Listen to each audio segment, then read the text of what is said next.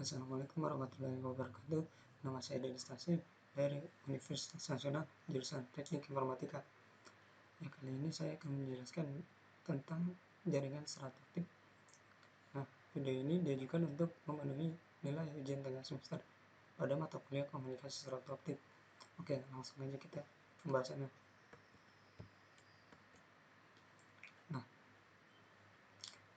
Nah, ini adalah jaringan komunikasi serat optik yang sudah saya buat.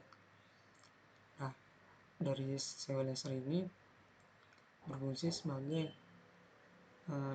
cahaya laser yang ditembakkan ke Mach Zehnder modulator.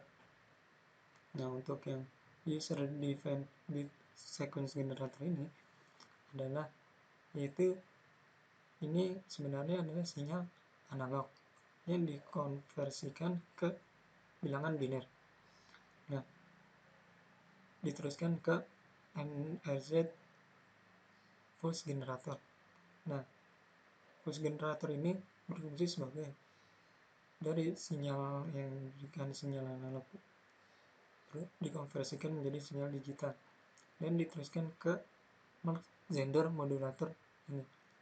Nah, fungsi Mach Zehnder modulator ini adalah sebagai untuk menampung dari sinyal yang sudah dikonversikan ini dan cahaya laser yang ditembak ke Mach Zehnder modulator.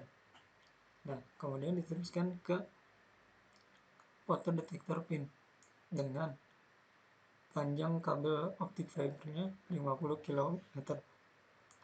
Nah, fotodetektor pin ini adalah untuk merekam atau menganalisa dari sinyal atau sinar yang diberikan dari Mach Zehnder modulator menuju ke fotodetektor pin ini.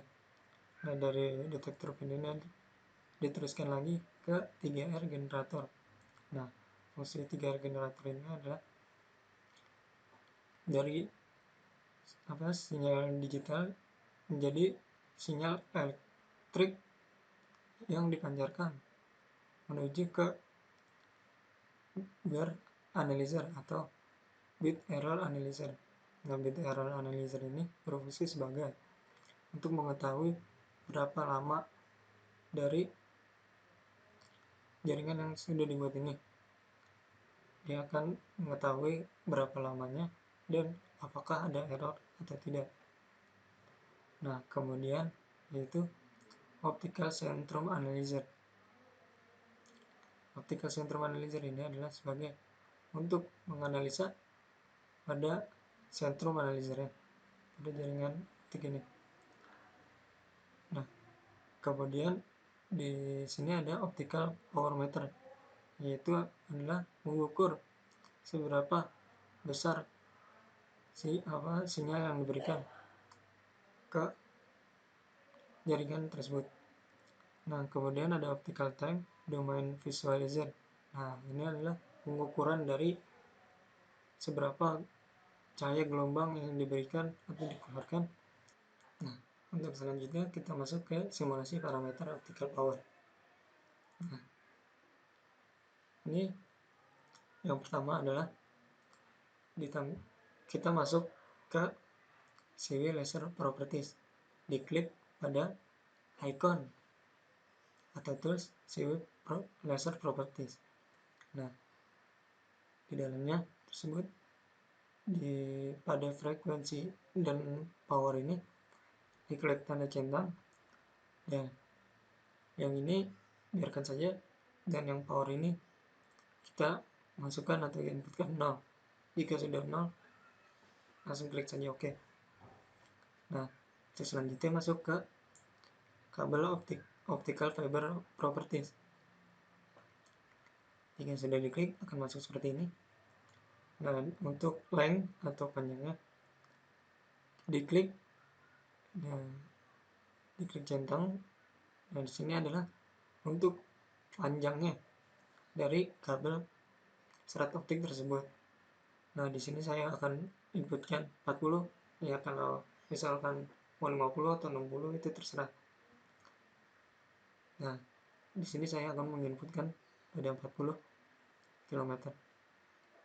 untuk panjangnya kabel serat optik tersebut. Jika sudah, klik saja OK, lalu klik pada tombol di menu bar seperti ini, seperti play. Nah, jika sudah diklik ini, nah akan langsung dikalkulasikan.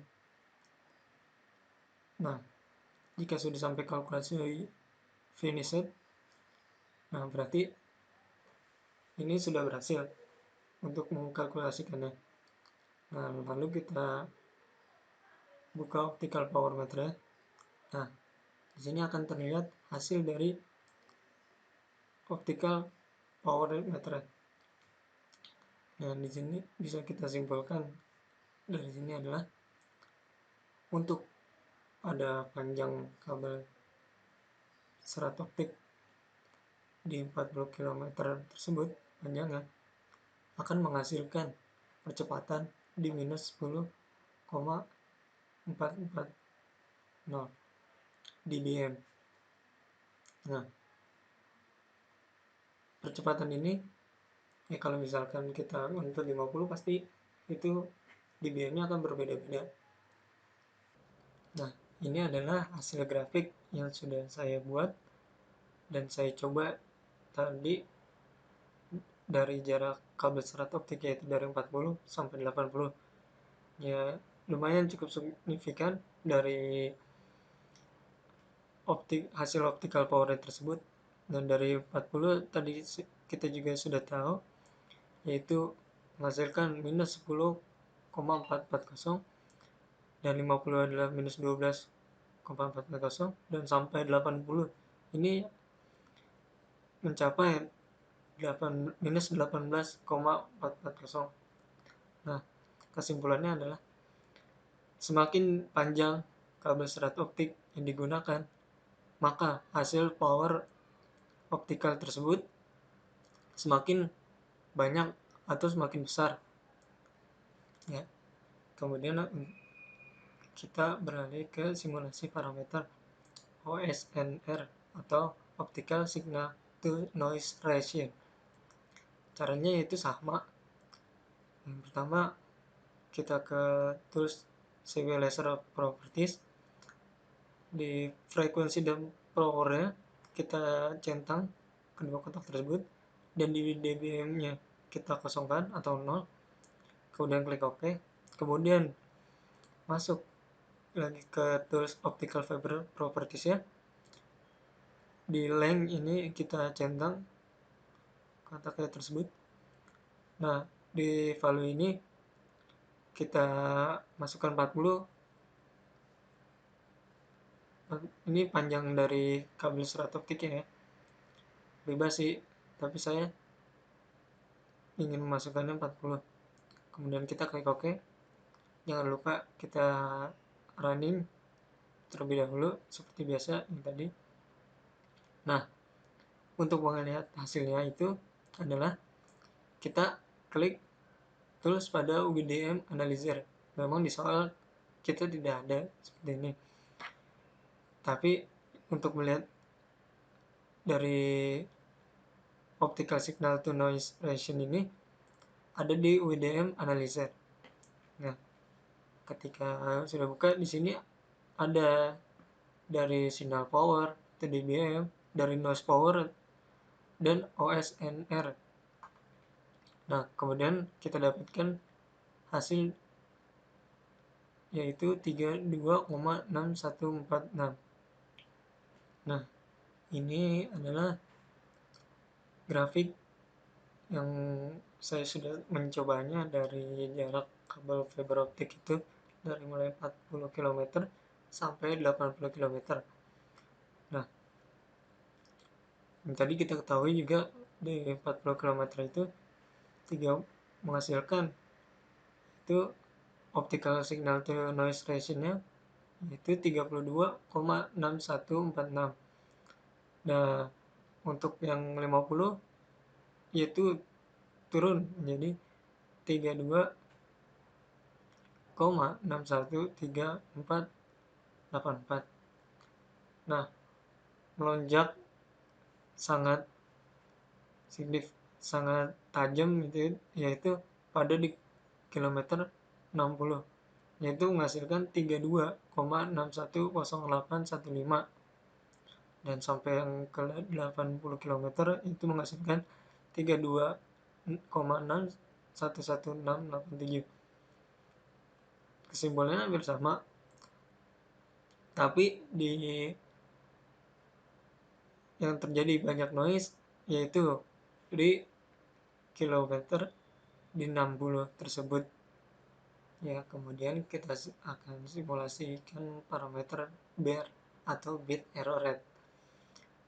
Caranya itu sama seperti yang tadi, masuk ke CW laser properties, kotak power dan frekuensi jangan lupa dicentang. Untuk dB ini kita taruh terlebih dahulu 0 atau 0, klik OK. Masuk ke optical fiber properties, nah nilainya jangan lupa juga dicentang, dan ini adalah jaraknya, kita coba masukkan juga 40 saja. Nah, jangan lupa di run. Nah, untuk melihat hasil dari bit error rate-nya itu, kita masuk ke tools yang BER Analyzer. Nah, setelah diklik, nanti akan muncul grafik seperti ini. Kegunaan dari bit error Analyzer ini untuk mencari seberapa dari bit error rate tersebut. Di sini menghasilkan untuk jarak 40 km itu dari panjang 40 km kabel tersebut mendapatkan hasil 2,2655 E strip 011. Nah,